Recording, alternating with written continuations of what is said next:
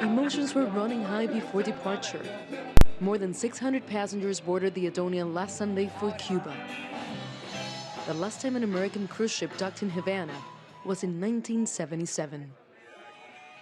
Under a clear sky, passengers waved goodbye to Miami, traveling 367 kilometers across the Florida Straits to a once forbidden destination.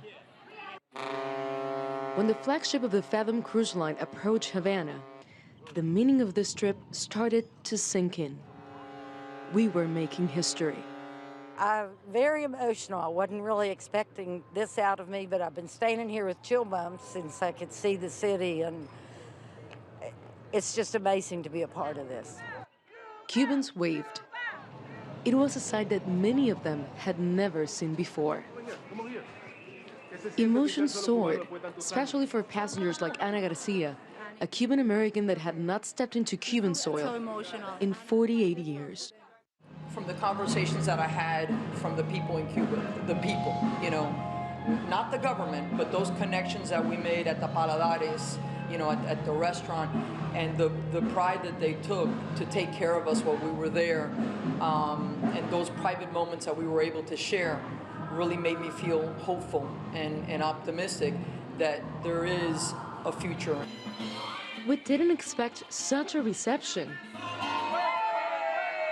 Hundreds of Cubans were waiting for the Americans to arrive. Passengers had a day and a half to explore Cuba's capital. Some of us left the government-organized tours and ventured off on our own. The locals we met seemed to understand that we were more than tourists. What we are seeing now is that you are bringing peace, harmony, and love this time around. Our second port of call was Cienfuegos, a quiet city of around 175,000 people on Cuba's southern coast. The Cubans had a way of making us feel special.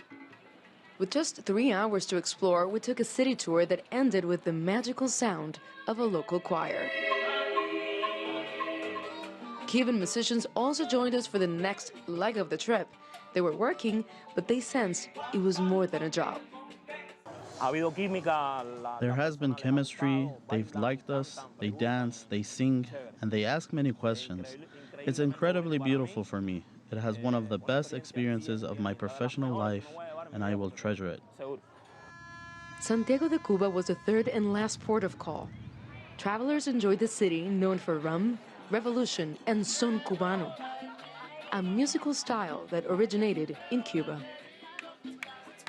We wanted more freedom and time to engage Cubans without our official chaperones.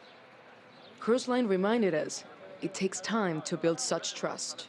We've already made remarkable human progress and demonstrable social impact by creating an opportunity for any traveler to come from America to Cuba and back.